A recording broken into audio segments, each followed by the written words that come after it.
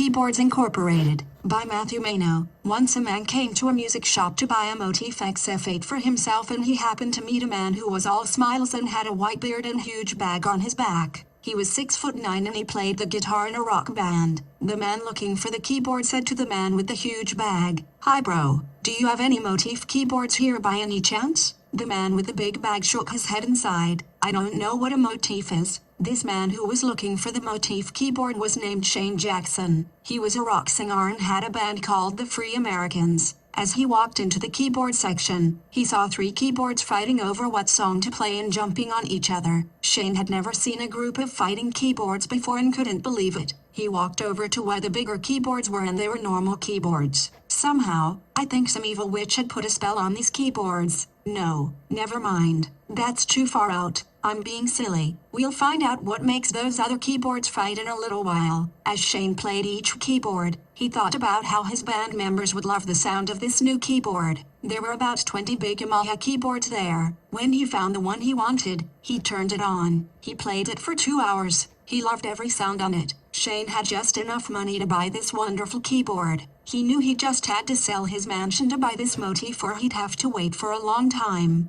Now, he has a big house with 3 bedrooms and 3 baths and a living room and a dining room and a kitchen in front and backyard. The backyard is as big as a concert hall. Well, not that big, but close to it. When Shane bought the keyboard, he showed it to the band. His friend Bob grinned from ear to ear as he listened to the many instruments. James the drummer burst out laughing with joy when he saw the thing that he almost fell over. "That's the neatest keyboard I ever saw," he said. "Never do I want to see another small keyboard again. This is too good. If I see another smaller keyboard again, I'm going to wreck it." Shane glared at him. "Darn you," he said. "You gotta leave other keyboards for others to play. Don't be such a dork." Meanwhile, back at the music store, which was called Fred's Music, the other keyboards were fighting as usual. The Motif still stayed calm. They were normal. The Casios and Rolands kicked and punched like they were going to kill each other. The manager came to stop it all. "Whippersnappers," he shouted. He pointed to a Yamaha named Song Bizzle. "You," he said.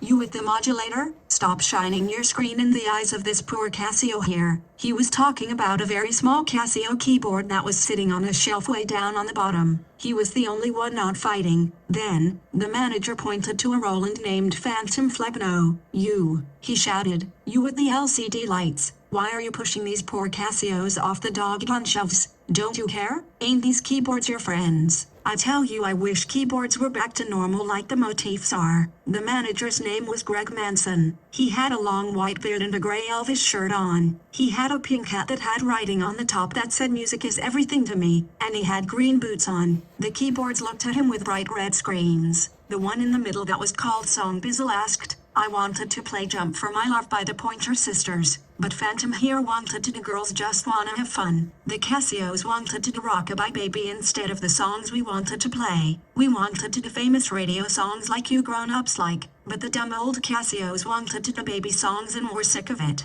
Greg looked at the Casios and glared. "You need to learn a lesson from this," he said. "Baby songs are baby songs and should be played for little toddlers. Be nice and play what they want to play." He then looked at the other keyboards and said, "You rascals, stop fighting over songs. Song Bizzle, you start first. You others play along with him. Stop this hoopla." In the back, while the Motifs sat, there was much beautiful music being played. Customers were jamming on them. One lady was playing a Yamaha Motif XF7. She played a Barbra Streisand song called "The Way We Were." A man joined her on another keyboard next to her. She smiled at him. "You're pretty darn good, honey," she said. It wasn't long before closing time. The lady bought the same keyboard she was playing. Back on the island of Guam, other keyboards were having a fit. They wanted to do American music, but their owners wanted to play Chamorro music instead. "You're not my boss," they said in Chamorro. "You play what I tell you." In Mexico, keyboards were flying in the sky with wings as eagles, playing Mexican music really loud as they went. No need for batteries or plugs, not even solar power. They were powered by nothing. In Africa, keyboards worked in doctors' offices answering telephones with musical synthesized voices. In Israel, keyboards are driving people places and bringing mail each day. Here in Sacramento, keyboards work as school teachers' aides. One boy had a big backpack and one of the keyboards from Fred's Music helped him bring it to class. Meanwhile, back at Fred's Music, News has been spread that keyboards everywhere are talking, walking, driving, swimming, flying and all that. They seem to have a way of waterproofing themselves if they were going swimming. The workers at Fred's Music are posting it on the web. How do they know? Because keyboards somehow email it to them through musical internet. One Casio in particular has a Windows 7 computer built into it. When the news reached the world, musicians were afraid to buy any keyboards except for motifs. Now, all people could buy was a motif.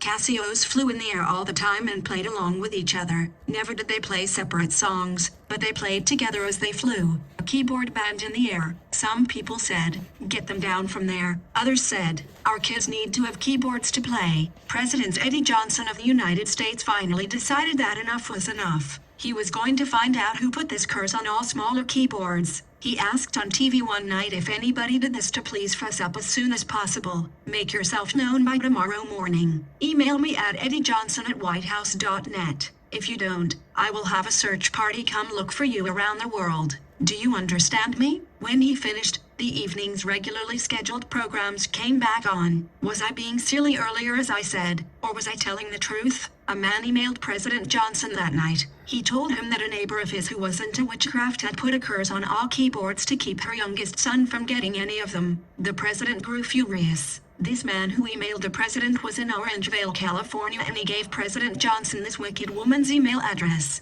President Eddie Johnson then had the police come and take her away. They took her crystal balls and all her possessions that she used for spells and broke them all at once. She shrieked in anger. The last thing she wanted was to have her youngest son getting any keyboards to start his music business. When the crystal balls broke and she was arrested, all the flying keyboards landed safely where they wouldn't break. The other keyboards as well came back to normal. After the witch was brought to jail and all keyboards were brought to all the rightful owners, there was a party for all keyboardists all around the world to the ends of the earth. Even I, Matthew Mano, got my motif back and celebrated with a pizza and Taco Bell party with my sister Alexis, and some people from the Society for the Blind. Instructors like Karen Ankeny, Diane Starrin, my mom, Grandpa Ben, Jesse our brother, Helen Reddy and other family members. I even got to go to Guam with Alexis, Karen, Mom, Grandpa, Jesse, Helen Reddy, Katie Uslin and even Olivia Newton-John who came late because of a traffic jam. The end.